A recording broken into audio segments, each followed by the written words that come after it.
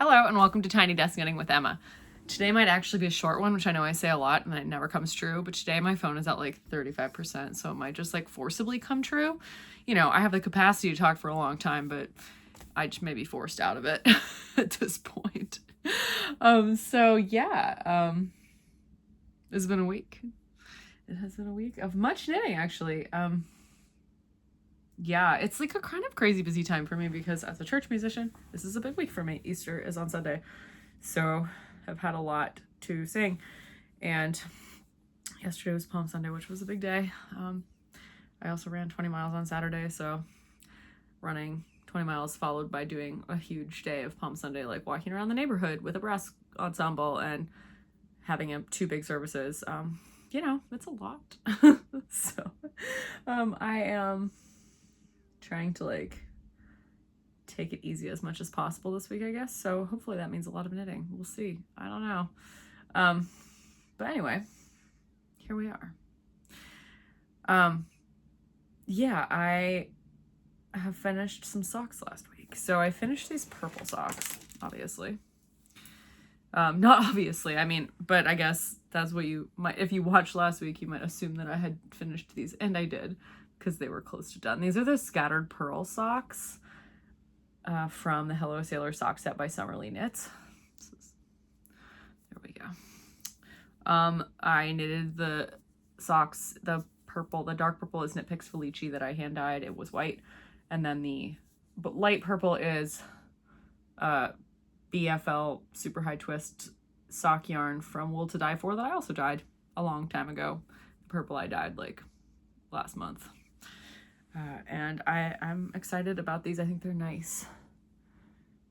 Scattered pearls as in like the pearl that you find inside an oyster, but also you're scattering pearl with a U stitches all over the socks, which is a nice little pun. So I had fun with these. They were very simple. The Hello Sailor sock set has, well, it has 4 different patterns, but one of them is the same pattern in fingering weight and also DK weight. So it's 3 different patterns, but in one of the patterns has two like versions basically. And so there's the broken rope socks, which is the one that comes in the fingering weight and also DK version, which Summerly does with wool and mohair, like a sock weight yarn plus a mohair, a silk. And that's a really simple sock. It's just like, it's like a broken rib, basically. I have made them before and I love them. And you can do really fun stripes with them to make them look like old school, like gym socks, which is actually kind of cool. And then there's the scattered pearl socks, which are also very simple. Those ones are written for a cut-in heel or maybe a short row heel. I just did them with a regular heel flap and gusset because there's no reason you can't do that. They're also written for like a much longer ribbed section in a different color. I also didn't do that. I just made them like my normal socks with like a 15 round cuff, a heel flap and gusset with slip stitch heel, and then a wedge toe, totally normal. And they look fine. So if you're like comfortable with just inserting elements of other patterns into your socks, you will be able to do that just fine. And then they have one pattern. It's just called the Guernsey socks. They're like Guernsey socks. I mean, I don't think that they're actually called that, but there's like a fisherman sweater style of socks. So those have a cable. I don't remember what they're called. I'm going to put the link to the whole set in the show notes. You have to buy them as a set. But the third sock is like, they have like cables down each, like on the top of the foot, there's like a cable on either side, and then there's like a Guernsey kind of knit and pearl texture pattern down the middle. That's pretty simple. So I haven't made those ones yet, but they look fun and I would perhaps try them someday. I don't know. But I wanted to knit something simple with this yarn because it's a super dark yarn. You're not going to be able to see a really delicate texture pattern or lace pattern or anything intricate. Delicate was the wrong word. Intricate was what I meant. And yeah, that's like no fun. So you should do something that's fun.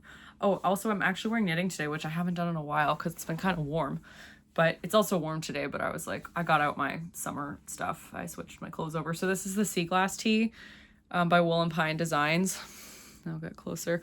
There is a video that I made on this t-shirt and how I made it and the color choices that I made and all that stuff, that I'll link down below. I think it's like maybe my most watched, maybe one of my most watched videos on my channel, because the sea glass tea was extremely popular about 3 or 4 years ago.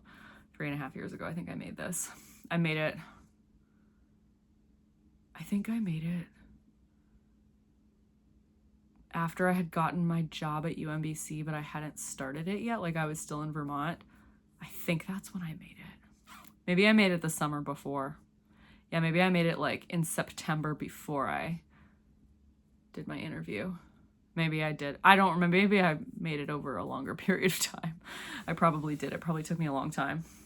Maybe I didn't finish until Christmas. It's also something that sounds like me. But I actually get a lot of wear out of this. And the way that you change colors, you don't have to weave in any ends. You just tie a bunch of magic knots. So I'm going to show you the back. So you can see all the magic knots in the back. I tried to like alternate where they go, you know, by just a little bit. I like tried to offset them so they weren't just like all down in the line. And like the way that I did this is after I got past probably the yoke and then the rows or rounds, basically took the same amount of yarn, like the same length of yarn.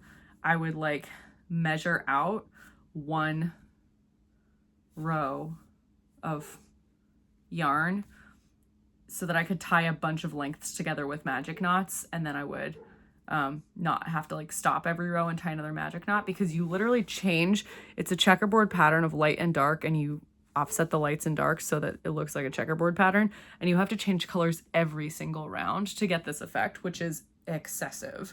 But obviously the effect is amazing, and I'm really glad I did it once. I will not do it again. So it's one of those things where I was like, I was really bored for a couple of months because I didn't have a job and I needed something to do. And so I made this, and I am incredibly proud that I did. Although I think I would have looked better with raglans. Just you can see all the increases, and it looks kind of like a spider web, which is actually kind of cool, but I don't, you know, whatever. It doesn't matter. I love it. I think it's really fun. If you have like a ton of sock weight leftovers, if you knit a lot of socks and you have a lot of leftovers, which is the case for me, or just fingering weight in general, like some of them were single ply, some of them were sock. I don't think I used very much Shetland. Maybe there was like one Shetland or two in here, but not a lot of that. I used mostly one, you know, kind of color family, like the cool colors with a little bit of pink that just got popped in there somewhere. It's a slightly cropped tee. Like I could have made it longer. I mean, I could make it longer still if I wanted to. I won't. But I love it. I think it's a good length. I'll probably wear it at Maryland Sheep and Wool, which is coming up. Hey, that's in like 3 weeks. I'm excited to have a big crew who is going to be there with me. If you're going to be there, please say hi. Hopefully it's a nice day. I have been to Maryland Sheep and Wool 3 times before this year, and the first year when it rained, the second year it was beautiful, third year it rained. So it's on track to be beautiful if the pattern continues. I hope that it's really nice, because that would make for a really fun festival. It's kind of hard when it's raining at something like that. It's just tough. Like, you know, it's, you want to walk outside and do fun stuff and like not feel like you have to stay in a barn because there's a roof over your head. So here's hoping. Also, they probably do better business if it's nice out. I remember the first year my car almost got stuck in the mud because I drive a Honda Civic. And I tried to go uphill in a huge mud thing, and then this guy, there was like a parking attendant that was helping everybody get out and basically telling him to like go backwards down the hill so that it would, they could drive away properly and their cars wouldn't get stuck. So anyway, scattered pearl socks done. Excited about that. And they're dry, so I think I can take them off the blockers.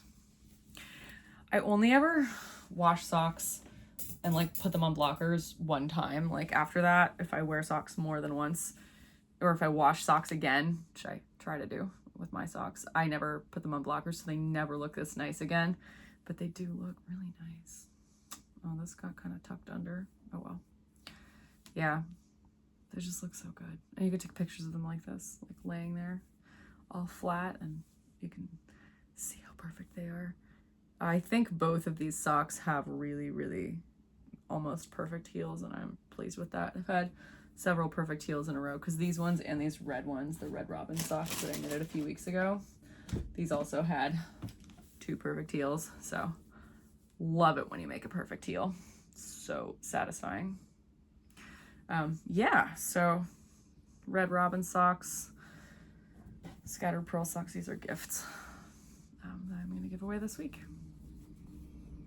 Really nice. And then, okay, so last week I was like talking about how I have to make all these gifts, and I talked myself into knitting more socks than I probably needed to, but I talked myself into knitting DK socks.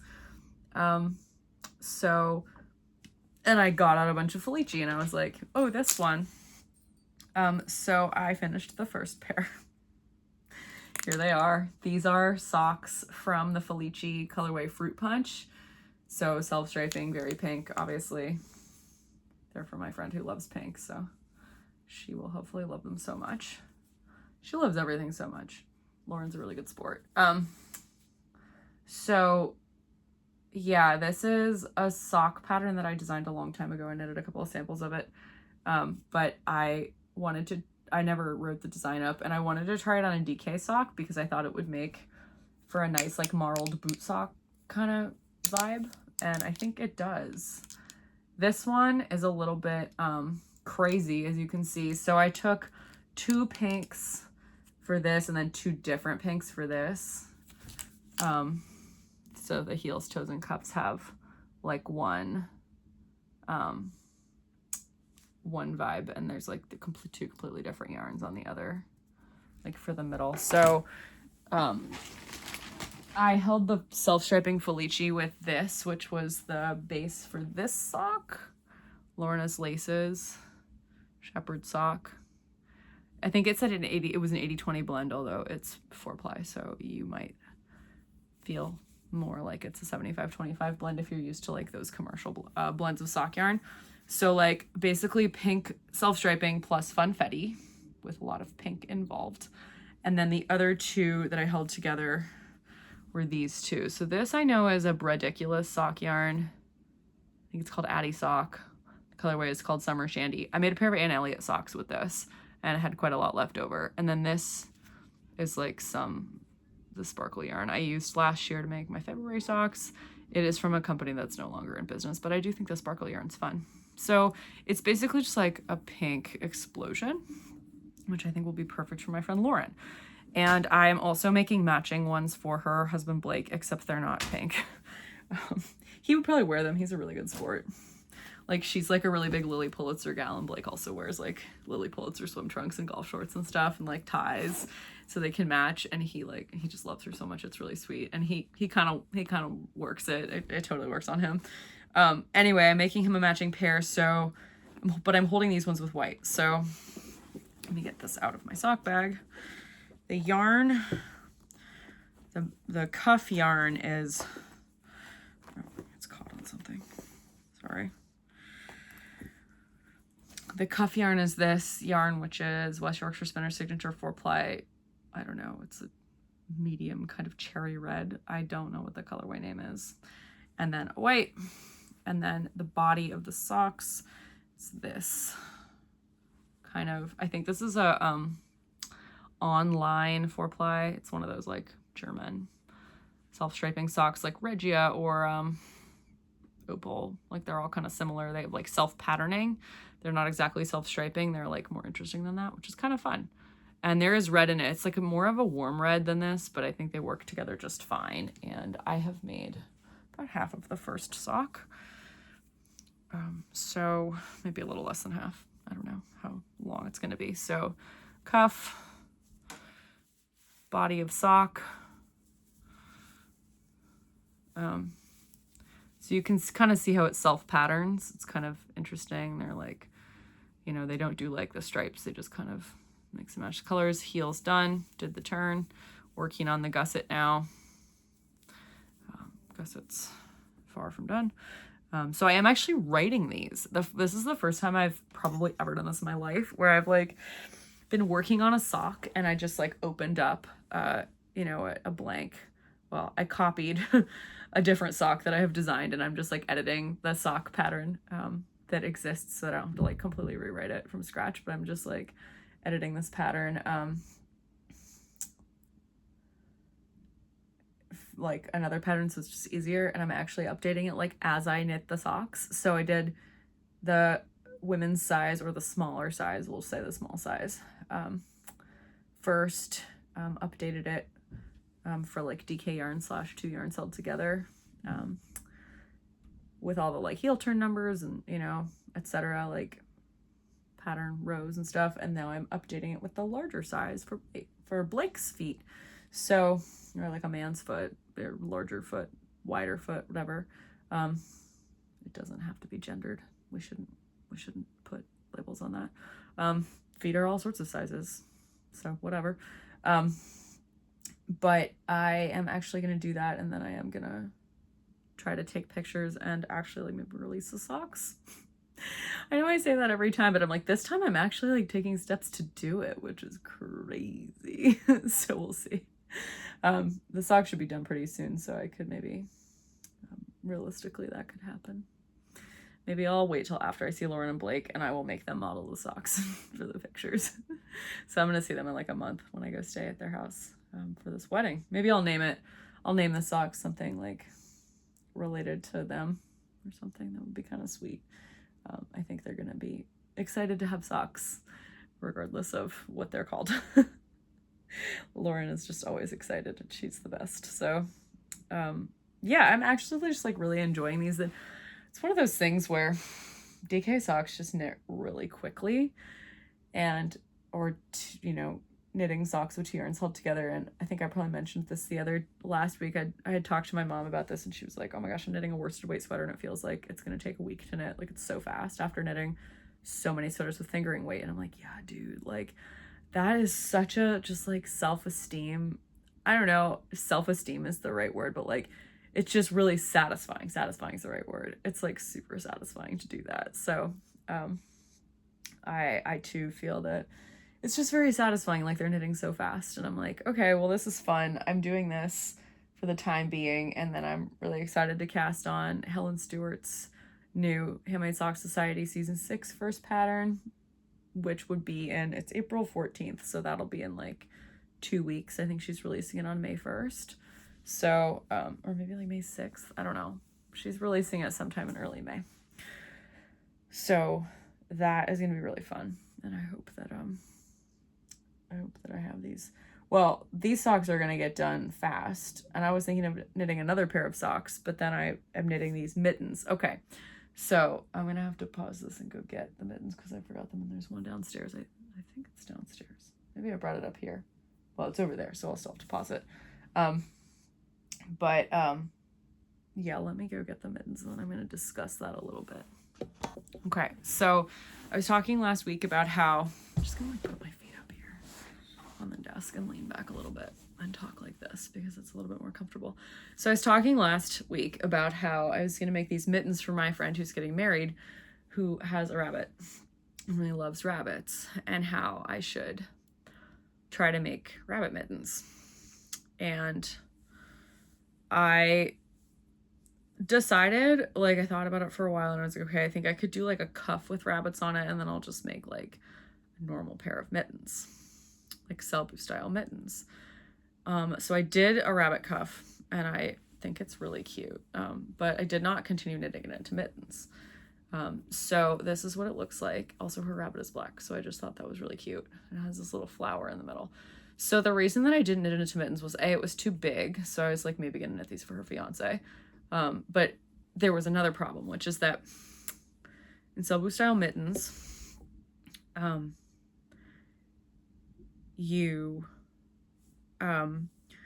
knit the thumb, like your cuff has fewer stitches than like most of the hand, and then you increase the rest of the hand by creating this thumb gusset like right here, and then you siphon off those, or you like put those stitches on a waste yarn and you like knit across the rest so that those stitches are incorporated into the rest of the hand, because that is kind of how the human hand is shaped.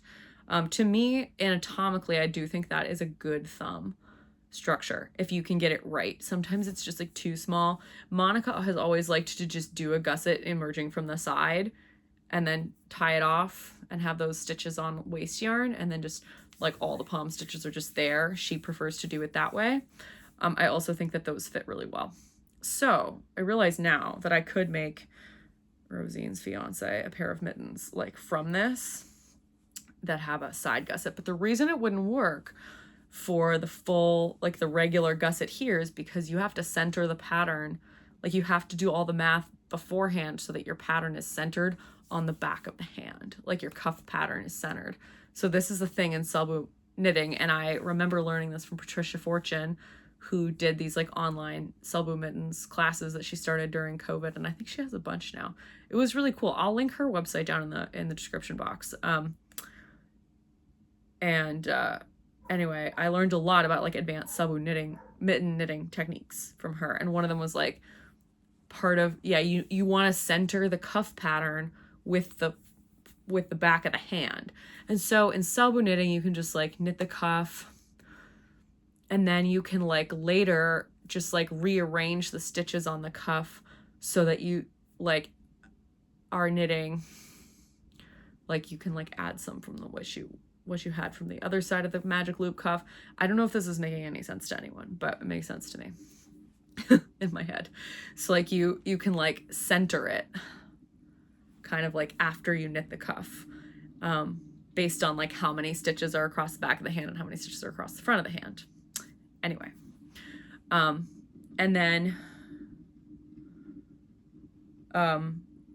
yeah, that's like, just kind of, sorry, I'm getting a bunch of messages because I didn't turn my phone on Do Not Disturb like a dumb person. I think maybe I'm just going to do that right now.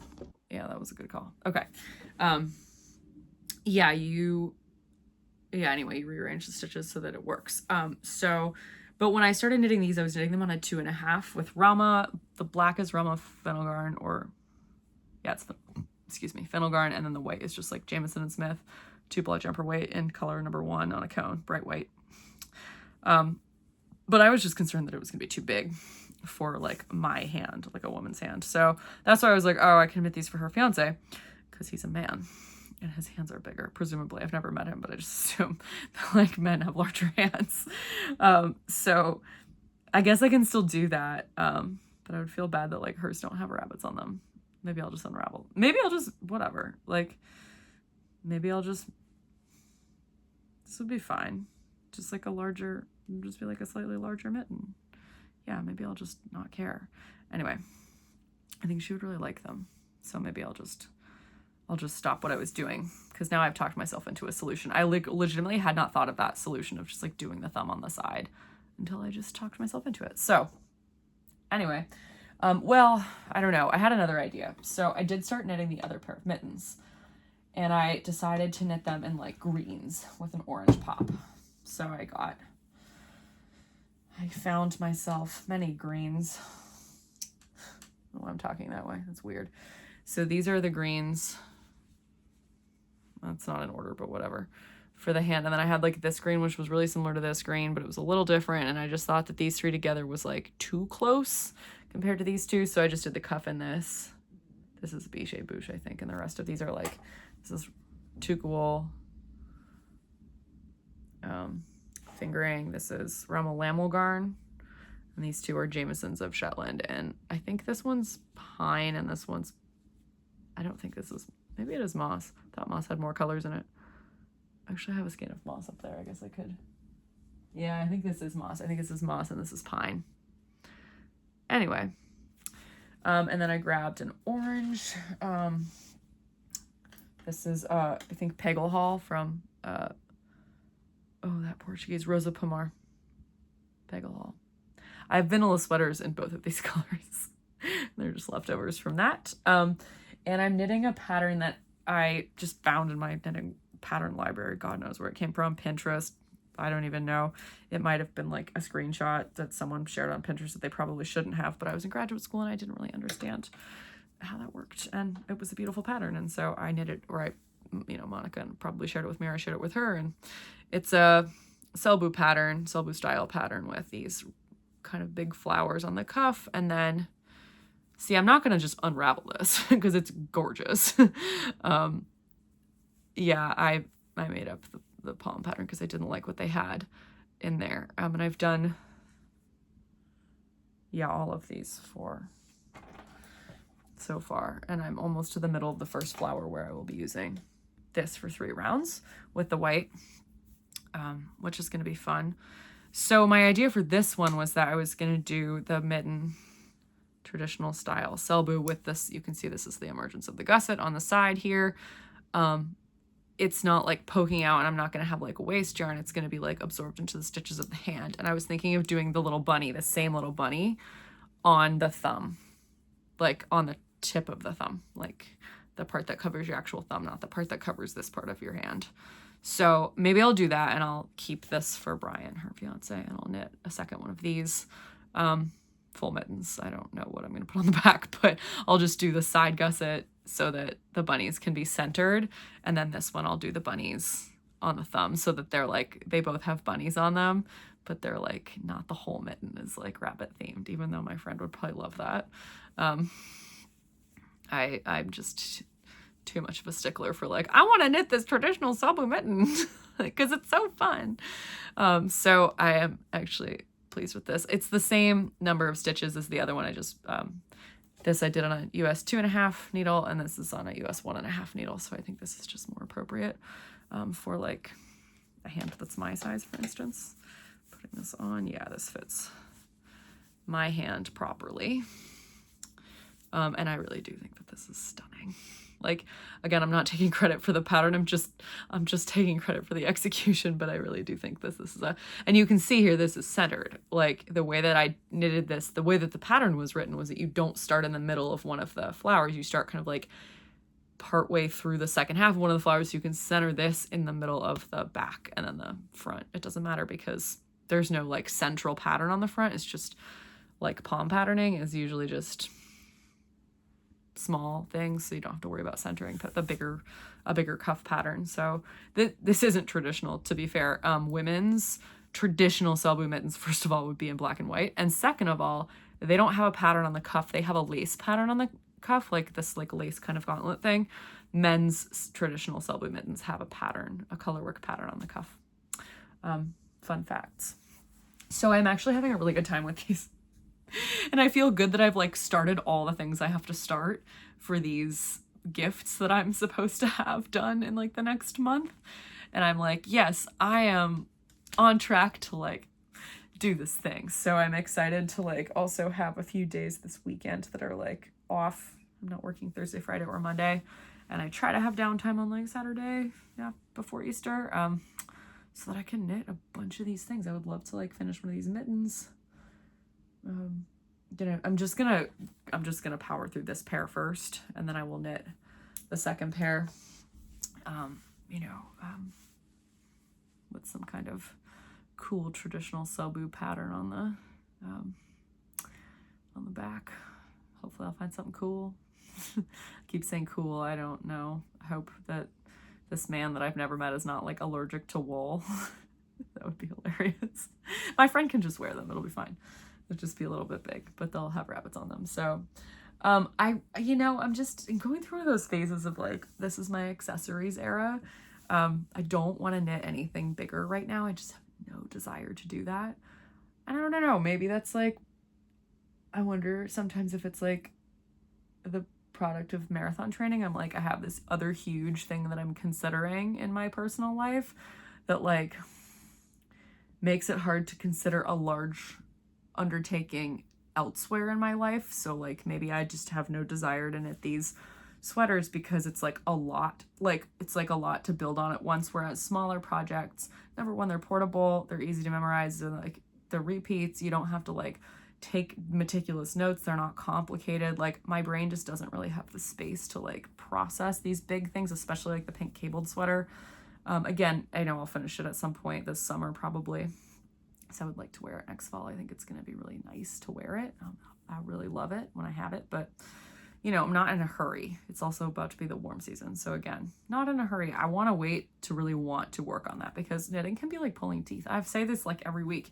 Knitting is like pulling teeth if you don't really feel like doing the project. So right now I clearly feel like knitting accessories, and I'm just like, I haven't been working on this since Saturday, and now I'm looking at it again and I'm like, that's so pretty. Because I was working on it. I had a friend over on Saturday and we were just like watching 30 Rock. We both love 30 Rock, and we were knitting together, and I was knitting this, and I don't know, it was like maybe like less light, or I was just kind of like, I had been doing it all day and I'd had to like rip out a couple of things, and because I'd done the bunny cuff and it like was too big and I was mad, so I'd had to like restart, and I'd run 20 miles that morning, so I was just kind of like depleted at that point. So now I'm like had a day off and I'm picking this up and I'm like, yeah, that's a nice mitten. Yeah, I'm like so excited to finish that. So I am excited to finish it. I think it's fun, and it'll be a good project to just occupy Holy Week and maybe like into next week, and like then it's done and it's wrapped up and I can move on to something else that's like, I think part of it is willpower. Like I talk about willpower with my students all the time, and I'm like, well, one of the biggest things about willpower is that if you exert willpower over one thing, you have less of it for other things. It's not like, they're not like buckets of willpower that you have for like eating and getting yourself to exercise and getting yourself to do work and getting yourself to go to bed on time. It's all one. It's like all in one. We only have one brain and one system. This is why I'm constantly reminding my students that they need to like, I shouldn't just tell people to eat carbs. They should consult a doctor, make sure they can eat carbs. But I'm almost like, eat carbs. Like that's what your body runs on. Like if your brain is really depleted, like eat like some bag of pretzels. Like you don't need to eat candy. You can. It'll probably make your willpower skyrocket if you have a little piece of candy, because straight glucose. Like when I run, that's what I eat. I eat Nerds gummy clusters and Sour Patch Kids and gummy worms, and they're so delicious. They just so much cheaper than like expensive gels, and they're made out of exactly the same stuff. So I'm not exactly the same ratios necessarily, but I'm like, yeah, if my body is turning it into sugar, I'm pretty good with that. Turns sugar into energy pretty fast. We're good. So, we only have so much willpower, coming back to that. I didn't want to go on too long a tangent there. So I think that when I'm exerting all this willpower to like get up and run, this morning was very hard to do that. Like I didn't run yesterday. It was Palm Sunday. I was saying all day. I was tired. I'd had for a couple days, I'd had like kind of a sore, scratchy throat, which I thought maybe was a symptom of something that was coming for me that was worse, and I was really worried, and so I was kind of stressed about that. Turned out to just be, Nitin texted me this morning, he goes, the allergies are so bad, and I was like, yeah, like I haven't gotten sicker in the past few days, so I think this is just an allergy symptom. Oh, there's Phoenix. Phoenix is my neighbor's dog. What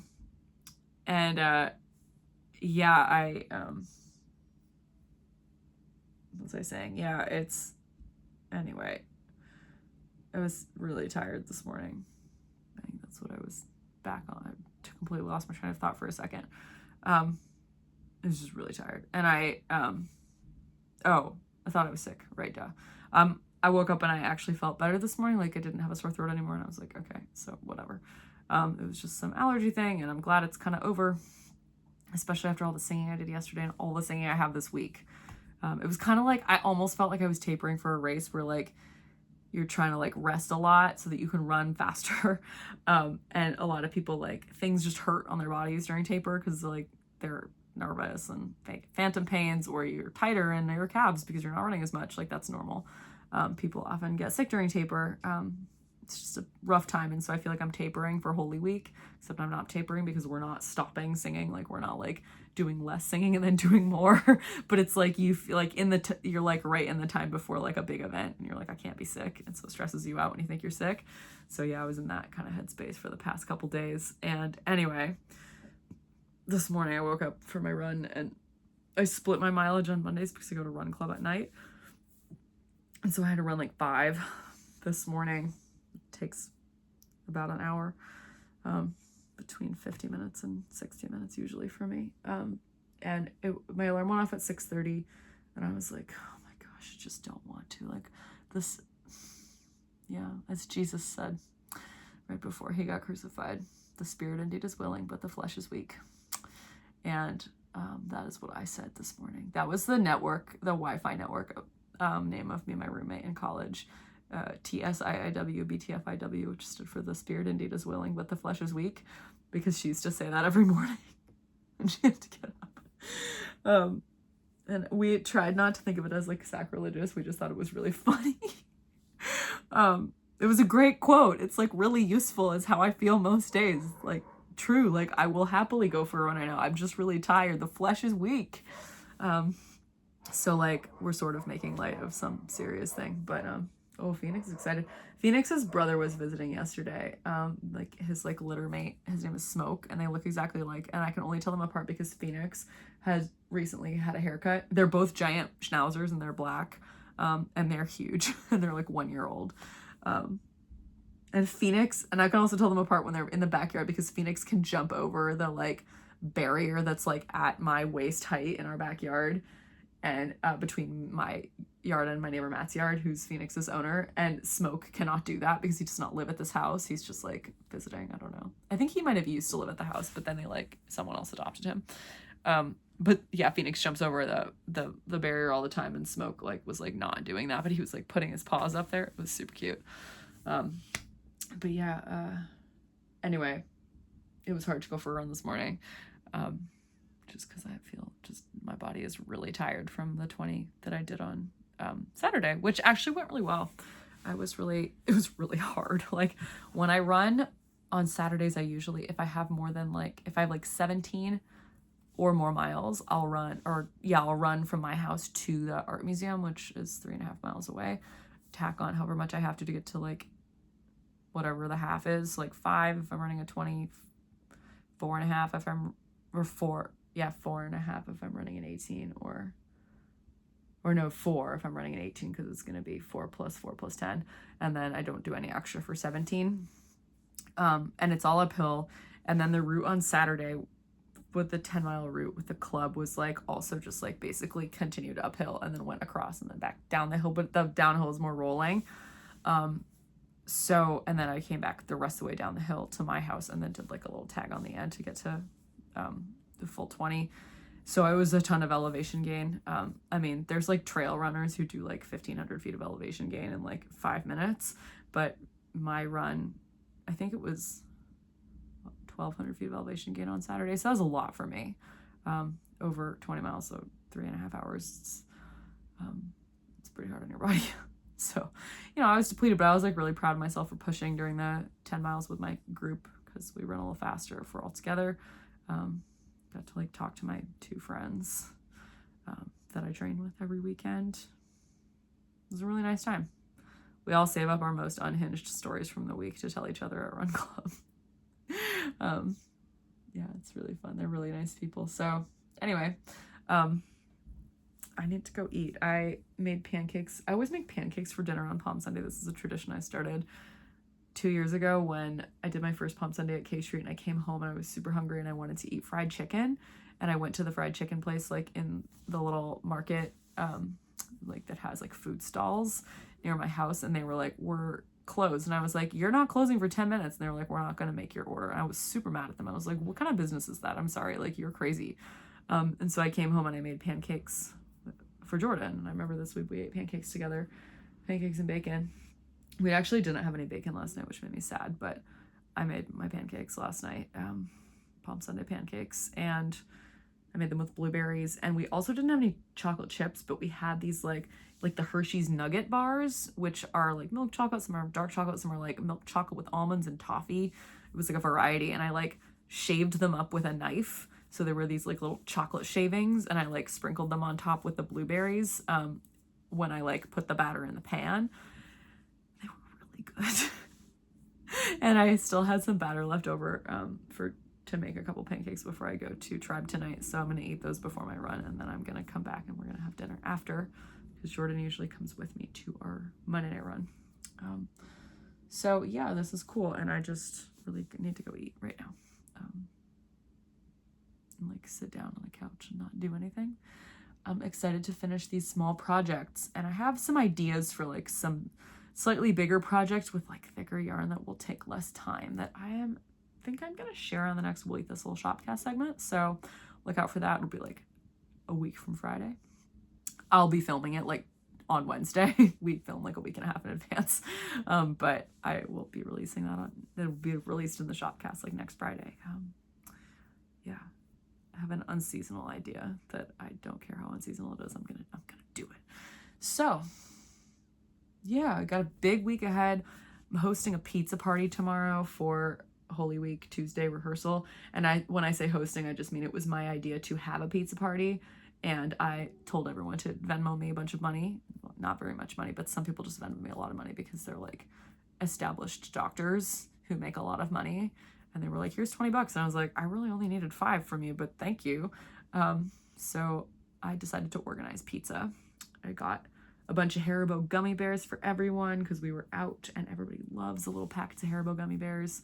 And my choir, I'm like the snack czar of choir. That's my title. I'm a court jester of the choir room. So yeah, I like for a time was also the most intense person in the choir because of my like running, which I do specifically so that I'm not as intense in real life because it like brings my energy level down to like normal levels, which I think works really well. But everybody's like, you're insane, you run so much. And now there's like other people in the choir who are like in the army and they run too and they like do other crazy things. And I'm like, see, I no longer have to bear the burden of being the craziest person in the choir.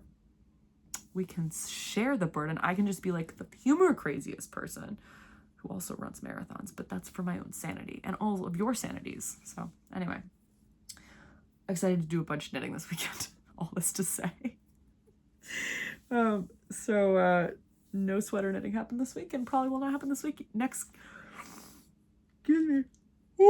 this coming week either. But yeah, had a good week. I've been watching White Lotus. I've been watching Righteous Gemstones. White Lotus is over. Last week I started watching The Pit. I love it. I'm not quite caught up yet, but I binged it hard and it was crazy. It's a medical drama on HBO Max about a trauma emergency room center in Pittsburgh with a lot of residents and like it's a lot of interesting just interpersonal drama on the show. Anyway, I love it. I've been really enjoying that show. So that's all for now, folks. Thank you so much for watching. This has been Tiny Desk Knitting with Emma. Bye.